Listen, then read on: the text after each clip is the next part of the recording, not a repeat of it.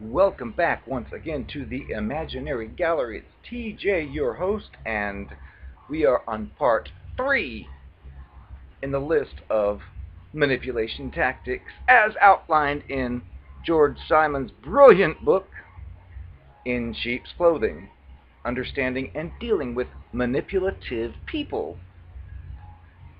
The next one on the list is projecting the blame, which is also the same as blaming others.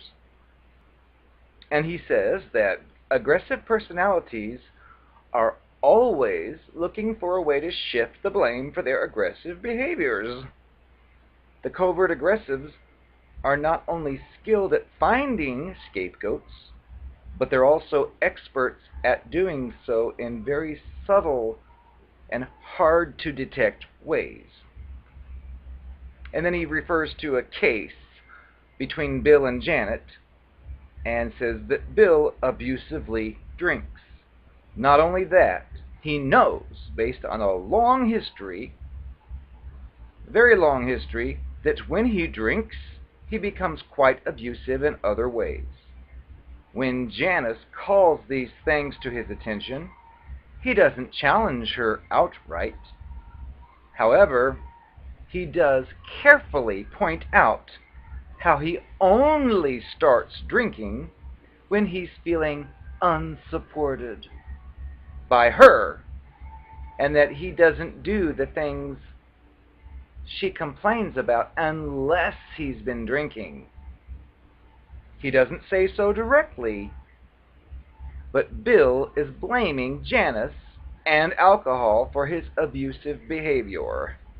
His willingness to blame her for his behavior is, in itself, an abusive act, which is a further illustration that at the very moment aggressive personalities are engaging in the use of this or any of the other offensive tactics that we've been discussing, they are in the act of aggressing.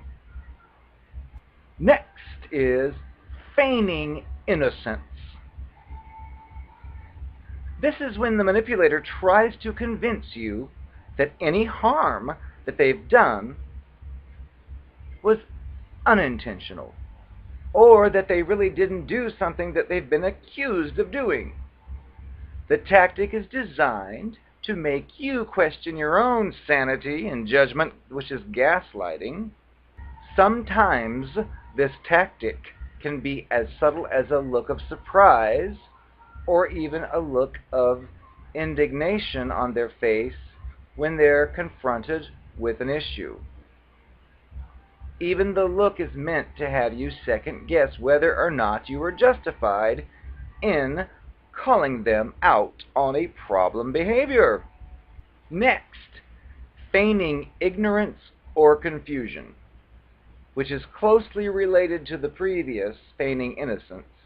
But this particular tactic is when the manipulator acts like he doesn't know what you're talking about, or is confused about an important issue you're trying to bring to his or her attention.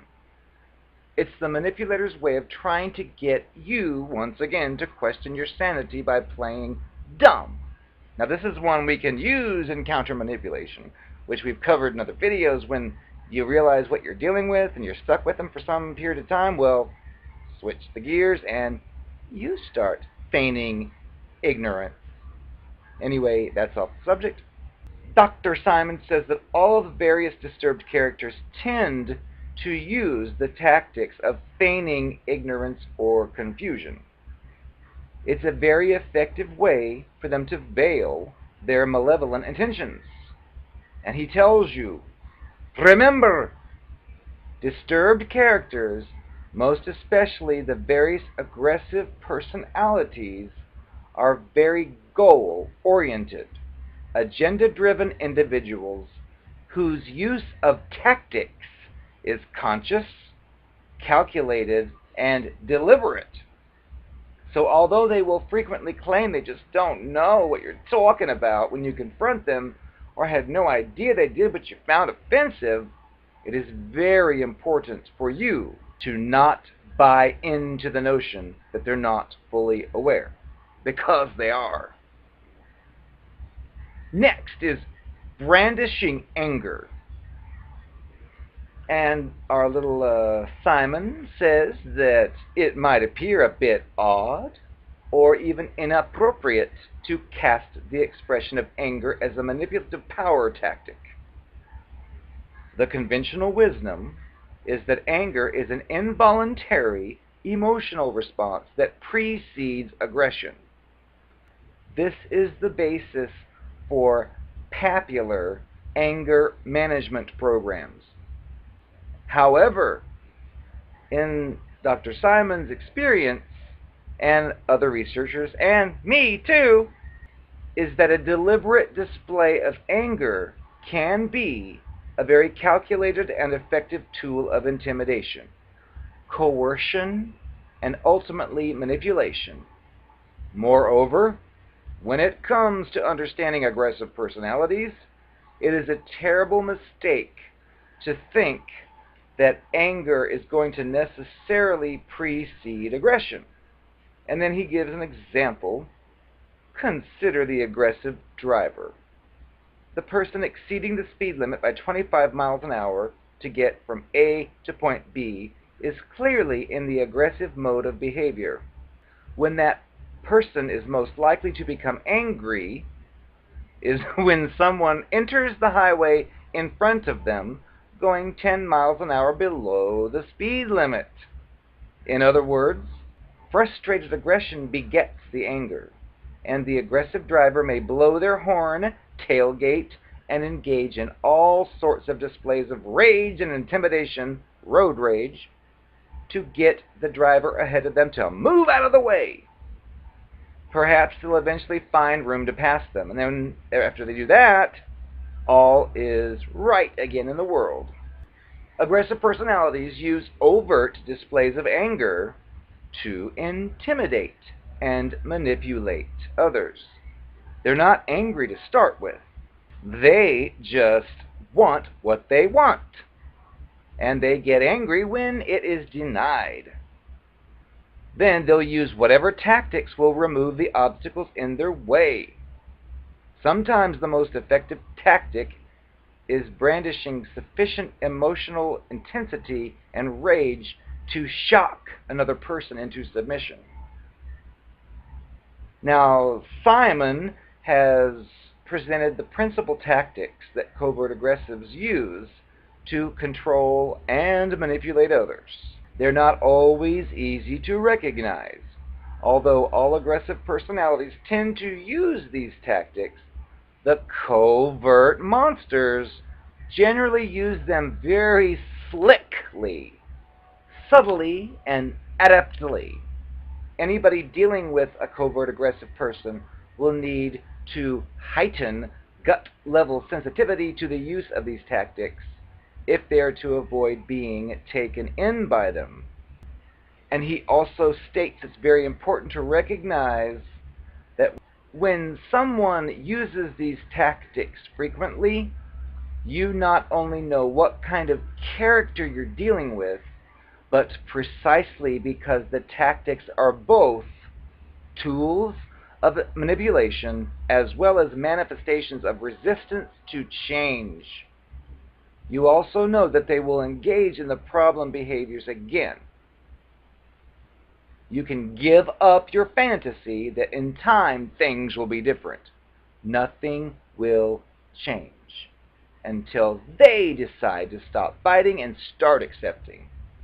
As long as they're engaging in these tactics, however, it's clear they don't intend to change. And that's what's very important for you because, well, in my situation, I was involved with such a creature, well, a few, but one in particular of these creatures that clearly did a horrible thing, and I'd be the person saying, I can't believe this horrible thing was done. Please help me explain. And I would be given all the, many of these techniques in here, and it's just, it was sickening and enlightening to actually read these terms and realize that this person's engaging in tactics. It's as if they bought this book and decided to memorize these sections and do them all. And I think, sick.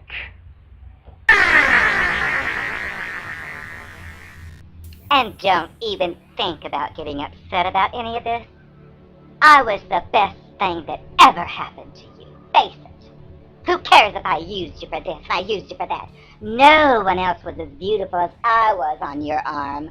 So get over it. Get over it. Now!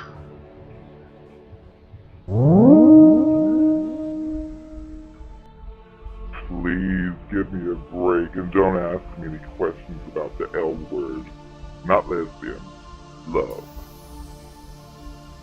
I ain't got a clue what that means.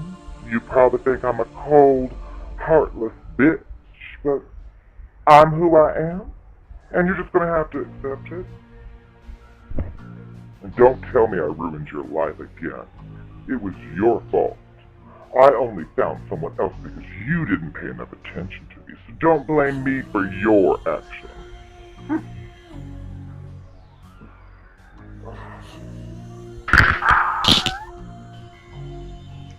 Do you know what? I long for the day that you can accept people like me for being just as normal as everyone else. There's nothing wrong with us. I'm a perfect example of pure perfection in health. So I suggest that you...